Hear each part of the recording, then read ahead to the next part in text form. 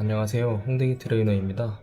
이번에 제가 트레이너로 근무하면서 회원님들께 받은 후기들을 리뷰해보는 시간을 가져볼 건데요. 앞으로 PT를 고민하거나 이 트레이너가 나랑 잘 맞을지 좀 판단하는 데 도움이 되길 바라면서 영상을 찍어보겠습니다.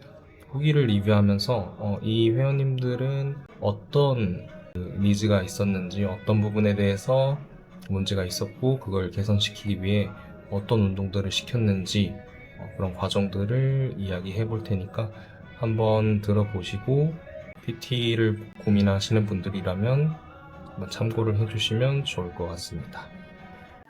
선택된 트레이너라고 제가 소제목을 붙였는데요. 이분이 여기저기 많이 알아보셨어요. 첫 PT라서 감사하게도 절 선택해 주셔서 저랑 같이 수업 운동을 했고, 그리고 이분이 자녀 3명을 출산하면서 회복을 위한 운동을 원하셨어요. 산케어도 목적이 있었죠. 리뷰가 너무 길어져서 사진 캡처로 대신합니다. 리뷰를 엄청 길게 써주셨어요. 근데 호주에 있다가 한국에 귀국한 한 5개월 정도 사이에 PT를 받으신 분인데 엄청 길게 써주셨습니다. 아래 영어로도 이렇게 써주셨어요. 리뷰하면서 외국인 분들한테도 홍보되게끔 이렇게 써주셨습니다. 너무 받았을 때 감동이었어요. 이분은 20회 받으셨어요. 이분이 PT를 받기로 마음먹은 이유는 첫 번째로 아이셋을 낳고 나니까 복부 탄력이 현저히 떨어지고 지방층이 엄청 꼈다. 그리고 몸의 체형도 변하고 모유수유 끊은 후에 야식술이 마른 비만 체형으로 만들어 버렸고요. 그다음에 거북목도 생겨서 어깨가 너무 아팠다. 그래서 이런 식으로 일상생활에서 건강하지 않다는 신호를 계속 받고 있었다고 했습니다. 이때 이제 PT를 알아보는 과정에서 맞아요. 처음 봤을 때 그 트레이너 고르는 법, 호구 안 당하는 법 이런 걸 엄청 찾아보고 오셨더라고요. 그래서 제가 갖고 있는 자격증 이런 것들을 엄청 고려하고 오셨어요. 이분이 저한테 이제 처음 체험 수업을 받으셨거든요. 저한테 받고 나서도 7군데 정도 센터 더 돌아다니면서 트레이너들을 비교하셨습니다. 그 7군데를 돌아다니고 저를 골라주신 거죠. 그래서 너무 감사하고, 그래서 저를 왜 골라주셨냐 이유가 나오는데, 일단 너무 화려한 언변이었었다.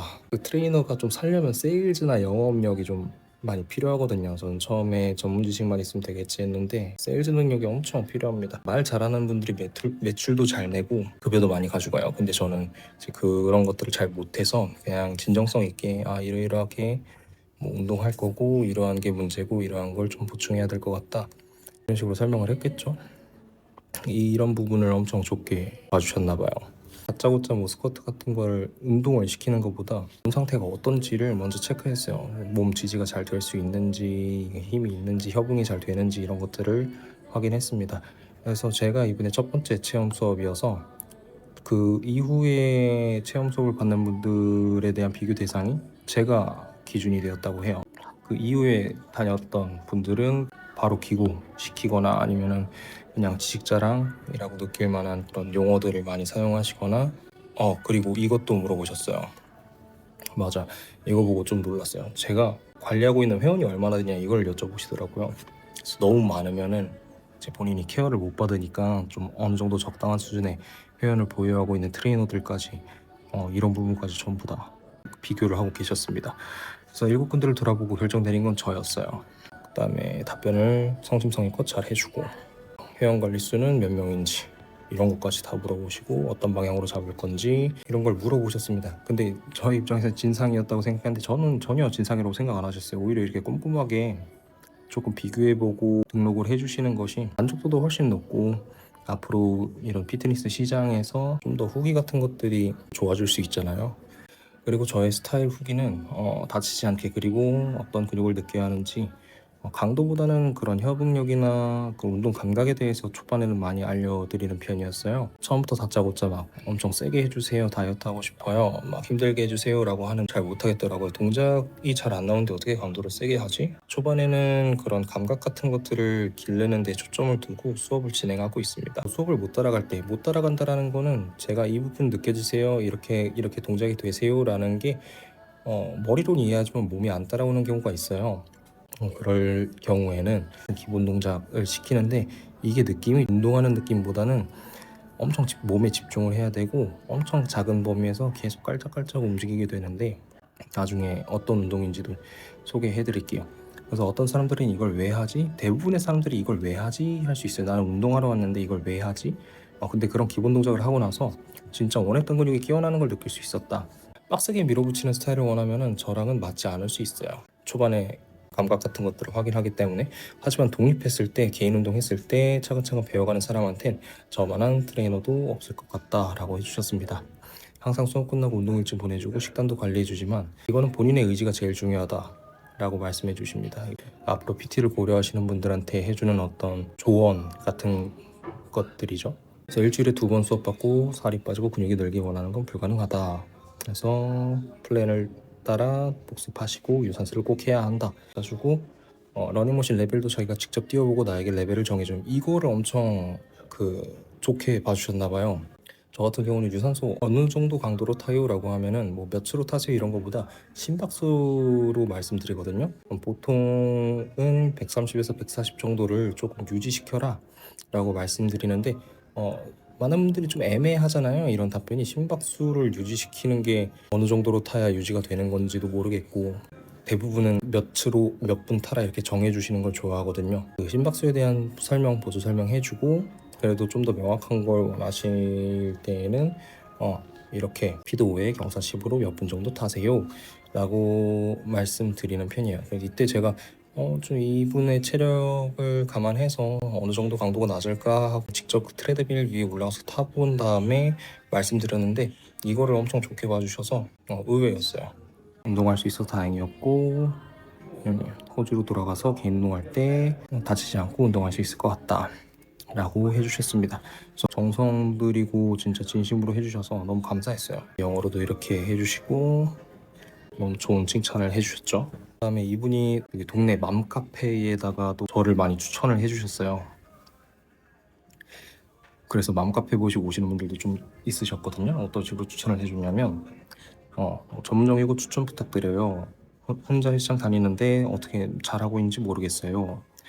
차근차근 설명해주고 꼼꼼하게 가르쳐주는 곳 필요해요 라고 해주셨는데 이분이 제 회원님이거든요. 저 지금 땡땡짐 다니고 있고 홍대기쌤한테 받고 있어요. 7군데 이상 돌아다니면서 체험해보고 비교해보고 결정한 분이에요 라고 말씀해 주셨죠. 처음부터 엄청 강도 있게 하는 게 아니라 기초 자세부터 차근차근 알려주고 막 푸시하는 스타일이 아니다 추천을 해주셨고 또 다른 게시물에도 해주셨어요. 중등 아이들 헬스를 보낼 만한 곳 추천해주세요 라고 했는데 이분이 같은 분이고요. 무조건 중량 치지 않고 기초 코어부터 해주세요. 그리고 전 20회 받았어요 라고 했고 이분은 같은 헬스장 다니는 일반 회원님이었어요. 일반 회원님한테 인사하면서 그냥 얘기 스몰톡하고 가끔 저한테 물어봐 주시는 거 답변도 해주고 했는데 그것도 엄청 좋게 봐주셨는지 여기에다가 똑같이 좀 더 맞장구 쳐주셔가지고 너무 감사했어요. 그래서 아까 말씀드렸듯이 이분은 산후 케어가 목적이었잖아요. 출산하고 나면 여성분들이 이제 복벽도 많이 늘어나고 밑에 골반 기저근 설명을 조금 더 그러니까 산후 케어를 어떤 방식으로 좀 접근했냐라고 하면 척추가 이렇게 있을 때 임신을 하게 되면은 이게 배고 아기가 생기면서 쭉 배가 원래 상태보다는 더 늘어나게 되잖아요. 그래서 여기 앞에 복벽도 많이 늘어나게 되거든요. 밑에 골반 저근도 많이 늘어나게 되면서 긴장감이 많이 약해집니다. 제가 흔히 보는 코어라는 것이 몸통 내부에 있는 국소코어인데 여기 보면은 횡격막, 그다음에 굉근, 그다음에 다혈근,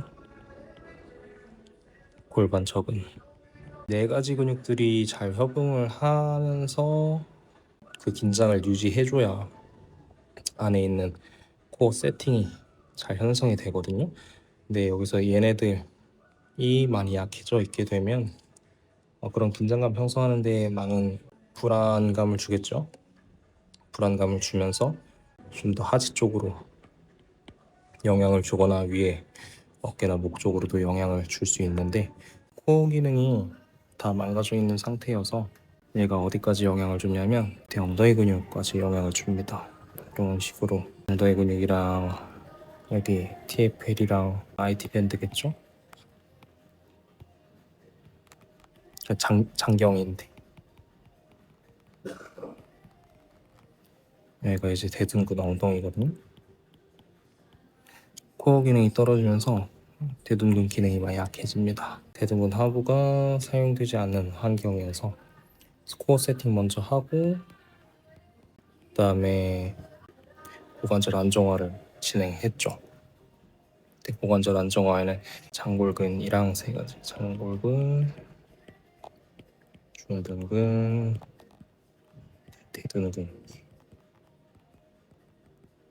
이렇게 세 가지를 좀 체크하면서 그 와중에 대둔근 하부 섬유에서 인지되는 능력이 떨어져서 그거를 인지시켜 놓고 그 다음에 운동을 다시 했습니다. 그래서 이 대둔근 하부 섬유를 인지시키는 과정이 아까 후기에서 보이는 이거였어요. 어디야? 기본 동작.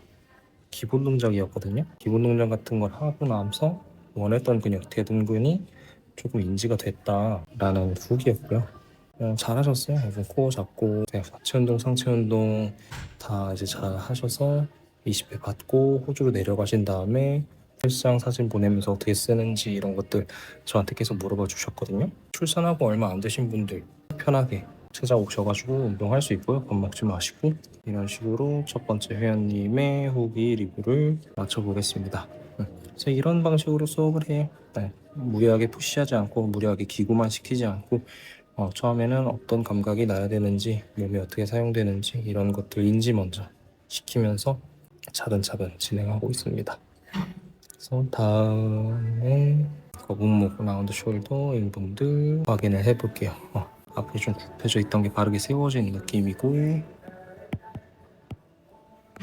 이분도 많이 세워졌죠. 이분은 진짜 많이 좋아진 케이스.